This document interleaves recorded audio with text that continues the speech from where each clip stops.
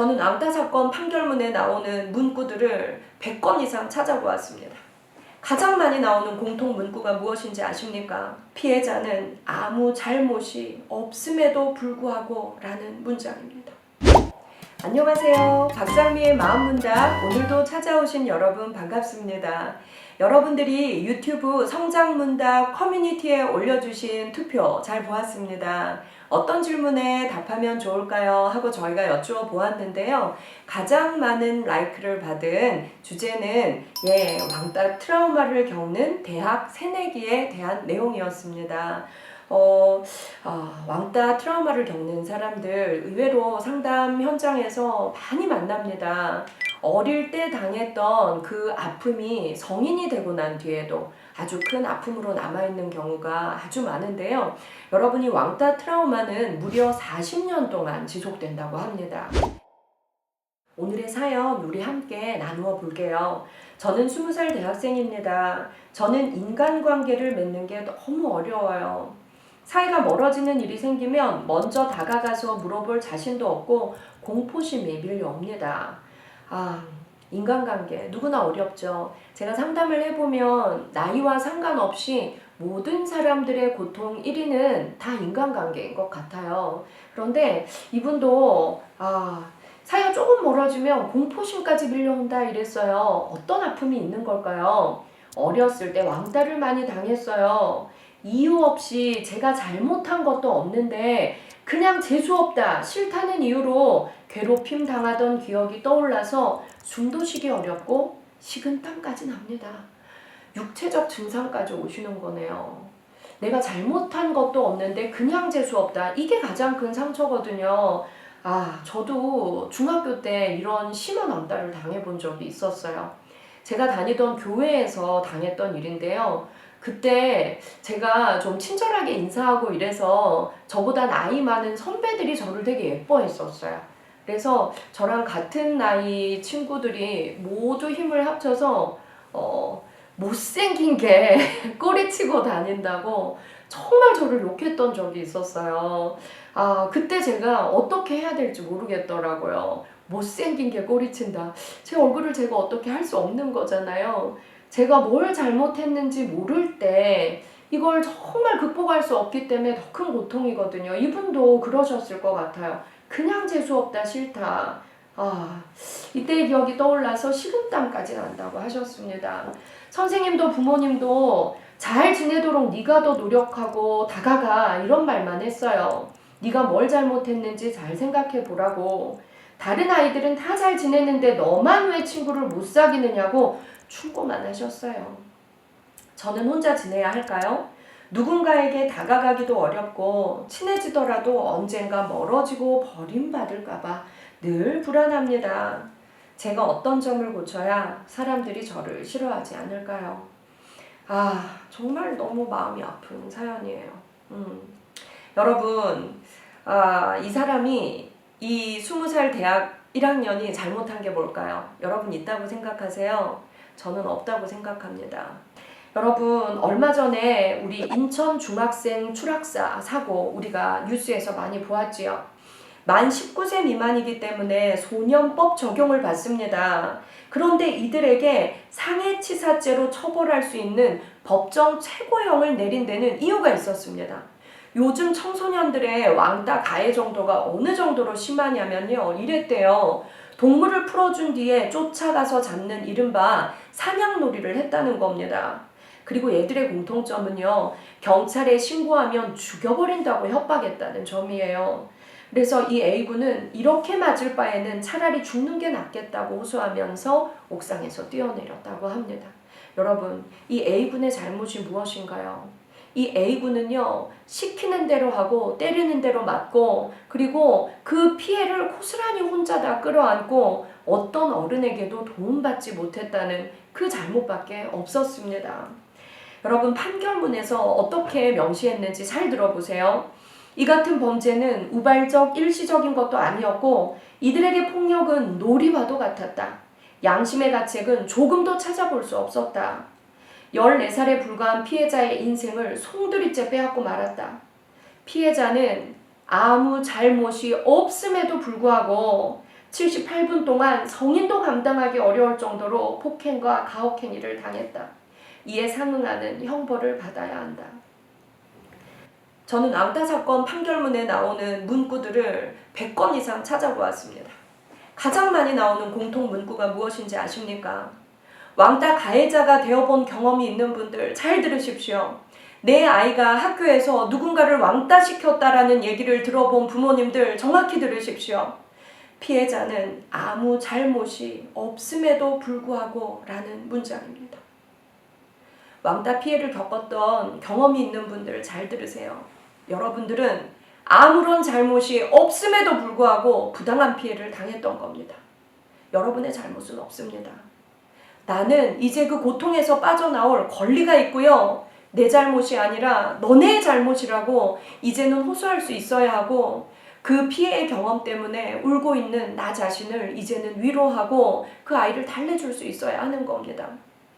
여러분, 왕따 피해자의 후유증은 성인이 되고 나서도 육체와 정신 건강에 악영향을 미칩니다. 오늘 사연 주신 분도 이 왕따 피해의 경험이 떠오르면 식은땀이 나고 온몸이 떨린다고 하셨죠. 육체적으로도 증상이 오는 겁니다. 최소 40년 동안 우리를 괴롭힌다고 해요. 그렇다면 20살인 지금 이제 빨리 벗어나야 되는 겁니다. 여러분, 육체적으로는 이걸 내버려 두면요, 스트레스, 우울증, 불안장애, 자살 충동, 인간관계에 대한 두려움, 아주 작은 오해 때문에 우리가 좀 멀어졌을 수도 있어요. 내가 뭐 잘못한 거 있니? 우리 뭐 좀 오해가 있는 게 아닐까? 나랑 5분만 얘기할 수 있어? 요즘 날 대하는 게 예전 같지 않아서 내가 좀 걱정이 돼. 다가가서 얘기할 수 있어요. 그런데 우리에게 이 과거의 트라우마가 있으면 오늘 사연 주신 분처럼 그때의 기억이 떠올라서 오늘 현재의 관계를 망친다는 겁니다. 내 잘못이 아니라는 걸 알 때 우리가 그 고통에서 좀 빠져나올 수 있어요. 여러분, 이 왕따 가해자들 어떤 마음에서 왕따 가해자가 되는 줄 아십니까? 이건요, 완전히 동물적인 속성인 거예요. 증오심을, 내가 가지고 있는 세상에 대한 증오심을 남에게 발산시켜서 스트레스를 해소하고자 하는 겁니다.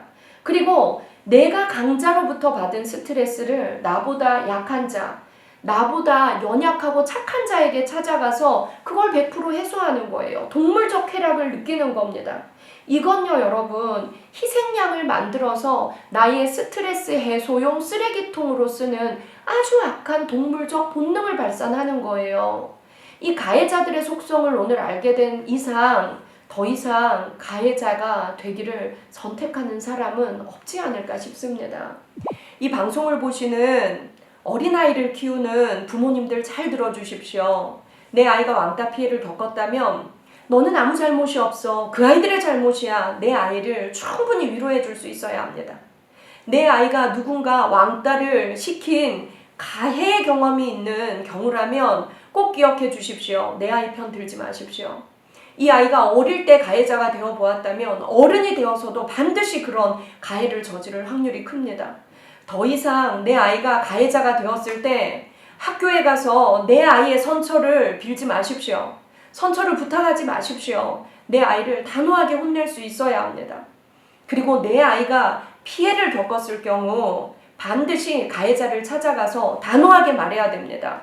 내 아이에게 왜 그랬느냐고. 그 아이는 분명히 이렇게 변명할 거예요. 친하게 지내려고 놀려고 한 건데 어쩌다 보니 이렇게 됐다고. 나는 잘 놀고 싶었는데 이 아이가 오해한 것일 수도 있다고 분명히 변명할 겁니다. 그때 단호하게 얘기하세요. 아니 괜찮아. 우리 아이랑 놀 필요 없어. 더 이상 우리 아이랑 놀려고 하지 마. 라고 얘기하셔야 돼요. 이 아이들은 2번, 3번 착한 우리 아이에게 또 가해자가 될 확률이 높습니다. 놀지 말라라고 이야기해야 합니다. 앞으로는 친하게 지낼게요. 죄송해요. 라고 말하더라도 내 아이에게 직접 사과해. 하지만 내 아이랑 앞으로 친하게 지내진 말아라. 우린 원치 않는다라고 얘기하시고 내 아이를 철저히 보호해 주셔야 합니다. 오늘 이 사연을 주신 분, 우리가 20살이 되는 이 과정까지 너무 힘들었어요. 이제는 이 상처에서 나와야 됩니다. 여러분, 얼마 전에 이 왕따 피해를 겪은 사람들이 어른이 되고 나서도 아주 고통을 호소하는 사람들의 집단 상담 모임이 있었습니다. 수백 명이 모였어요. 부모와 함께 온 청소년들이 있었습니다. 공통점이 뭐였냐면 그 부모님들도 학교 다닐 때 왕따 피해 경험이 있었다는 겁니다. 이분들은 자기의 그 고통을 내 아이가 겪지 않았으면 하는 두려움이 너무 커서 오히려 내 아이에게 네가 먼저 다가가 봐. 네가 먼저 아이들한테 좀 숙이고 친하게 지내려고 노력해봐 라고 권하는 수준이 일반 부모님들보다 훨씬 심하셨어요. 이 부모님들 마음속에 치료되지 않은 어린아이가 내 자식에게 고스란히 유전되어서 내 아이에게 네가 잘못이 있어서 왕따가 된 건 아니겠니? 라고 권하는 그런 사례가 더 많았다는 겁니다. 우리가 이제 멈춰야 합니다. 철저하게 피해자를 보호해줘야 되고요. 이 피해를 입으신 분들은 내 잘못이 아니라는 걸 인지하고 그 상처에서 벗어나도록 우리는 더 적극적으로 노력해야 합니다. 그리고 여러분 기억하세요. 인간관계는 누구나 어려워요. 그리고 친구를 많이 사귈 수 있는 성격인 사람이 있고 원래 친구를 많이 사귀는 게 힘든 성격인 사람이 있습니다. 나의 마음을 정말 이해해주는 나랑 성향이 비슷한 친구 한 명만 있어도 우린 잘 살 수 있어요. 주변을 둘러보고 나처럼 인간관계에 어려움을 겪고 자신감이 좀 부족한 그리고 혼자 조용히 있는 친구를 찾아서 그 친구와 먼저 가까워져 보세요. 그리고 친구 사귀는 연습을 그 친구와 함께 해보세요. 그 친구와 공감대를 형성하고 서로를 위로해주면서 우리는 훨씬 더 깊은 관계를 맺을 수 있을 겁니다. 그렇게 한 명, 두 명 내 친구가 늘어날 때 인간관계에 대한 두려움이 좀 줄어들 거예요. 여러분, 세상에서 가장 좋은 친구가 누군지 아세요? 바로 나 자신입니다. 내가 나 자신을 좋아하고 나 자신과 가장 친한 친구가 될 때 우리는 타인과도 좀 더 친한 친구가 될 수 있을 거예요. 혼자 있는 시간이 너무 외롭고 두려워요 라고 말하는 사람들 많습니다. 혼자 있는 시간은 외로운 시간이기보다 나를 키우기에 가장 좋은 시간입니다. 여러분, 앞으로도 고민이 있으시면 혼자 아파하지 말고 우리 마음문답에 댓글로 남겨주세요. 여러분의 고민을 함께 나누겠습니다. 박상미의 마음문답 다음 시간에 다시 찾아올게요.